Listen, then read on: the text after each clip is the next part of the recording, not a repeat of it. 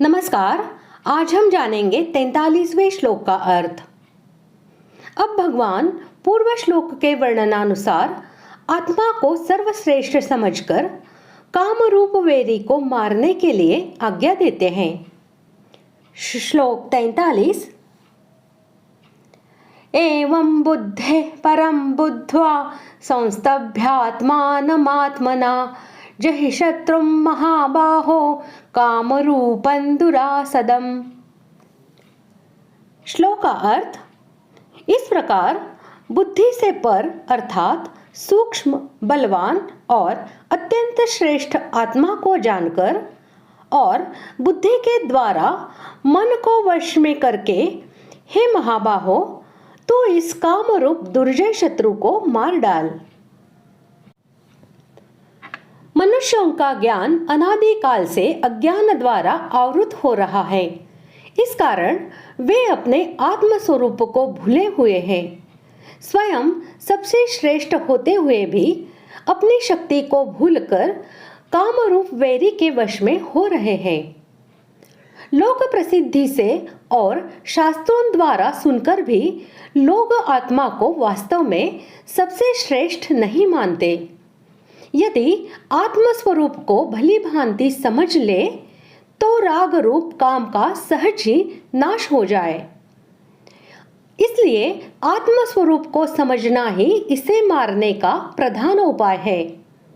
इसीलिए भगवान ने आत्मा को बुद्धि से भी अत्यंत श्रेष्ठ समझकर काम को मारने के लिए कहा है।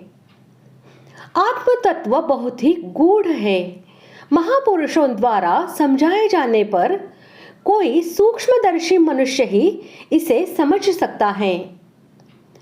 कठोपनिषद में कहा है कि सब भूतों के अंदर छिपा हुआ यह आत्मा उनके प्रत्यक्ष नहीं होता, केवल सूक्ष्मदर्शी पुरुष ही अत्यंत तीक्ष्ण और सूक्ष्म बुद्धि द्वारा इसे प्रत्यक्ष कर सकते हैं। शरीर, इंद्रिय, मन, बुद्धि और जीव इन सभी का वाचक आत्मा है। उनमें से सर्वप्रथम इंद्रियों को वश में करने के लिए 41वें श्लोक में कहा जा चुका है।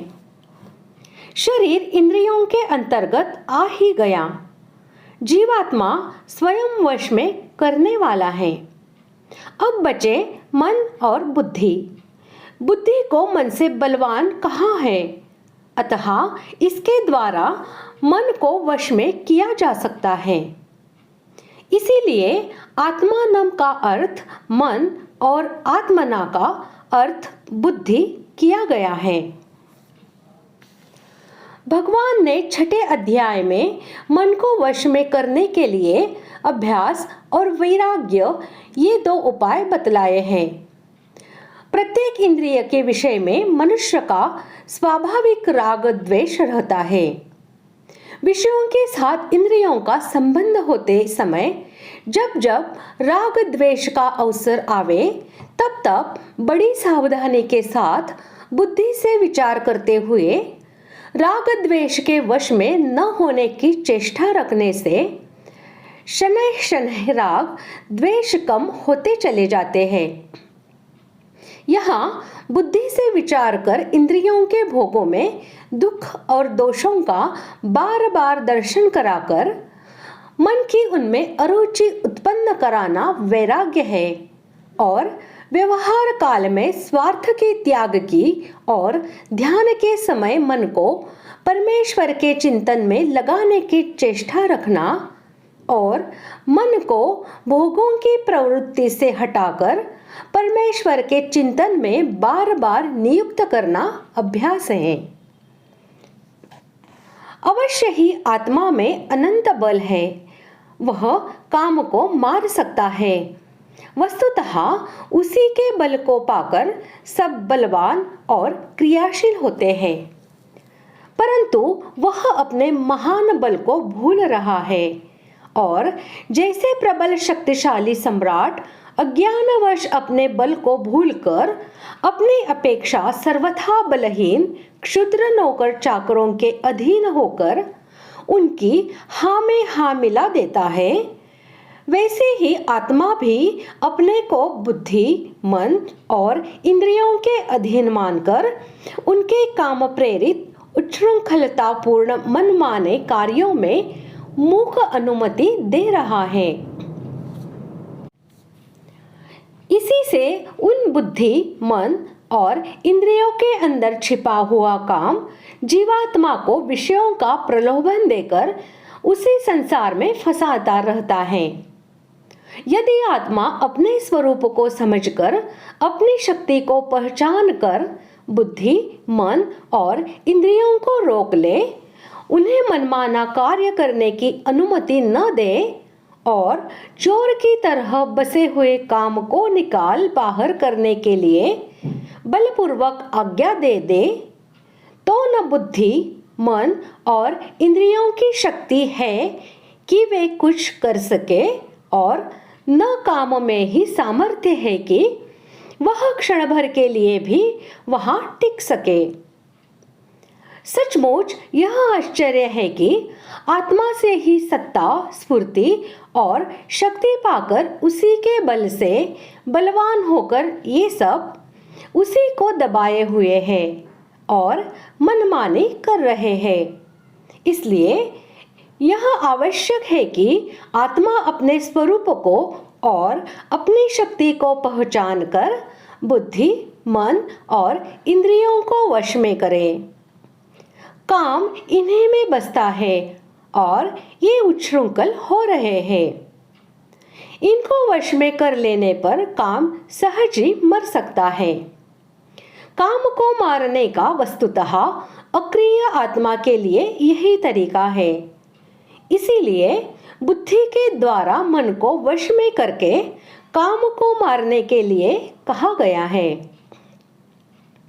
वस्तुतः काम में कोई बल नहीं है। यह आत्मा के बल से बलवान हुए बुद्धि, मन और इंद्रियों में रहने के लिए जगह पा जाने के कारण ही उनके बल से बलवान हो गया है तथा जब तक बुद्धि, मन और इंद्रिय अपने वश में नहीं हो जाते तब तक उनके द्वारा आत्मा का बल काम को प्राप्त होता रहता है। इसीलिए काम अत्यंत प्रबल माना जाता है और इसीलिए उसे दुरासदम यानी दुर्जय कहा गया है। परंतु काम का यह दुर्जयत्व तभी तक है जब तक आत्मा अपने स्वरूप को पहचान कर बुद्धि, मन और इंद्रियों को अपने अपने वश में कर ले। महाबाहो शब्द बड़ी भुजा वाले बलवान का वाचक है और यह शौर्य सूचक शब्द है। भगवान श्री कृष्ण काम को दुर्जय बतलाकर उसे मारने की आज्ञा देते हुए अर्जुन को महाबाहो नाम से संबोधित कर रहे हैं। इस प्रकार आज हमने 43वें श्लोक का अर्थ जान लिया है और इसी के साथ हमारा तीसरा अध्याय भी पूर्ण हुआ। अब हम अध्याय के अंत में दी गई पुष्पिका का उच्चारण करके उसका अर्थ भी जानते हैं।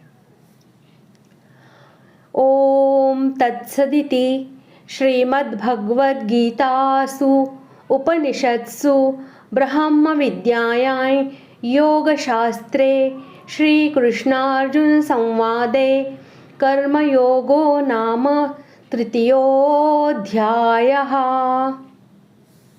इस प्रकार ओम तत्सत इन भगवान नामों के उच्चारण पूर्वक ब्रह्म विद्या और योग शास्त्रमय श्रीमद् भगवद गीतोपनिषद रूप श्री कृष्णार्जुन संवाद में कर्मयोग नामक तीसरा अध्याय पूर्ण हुआ।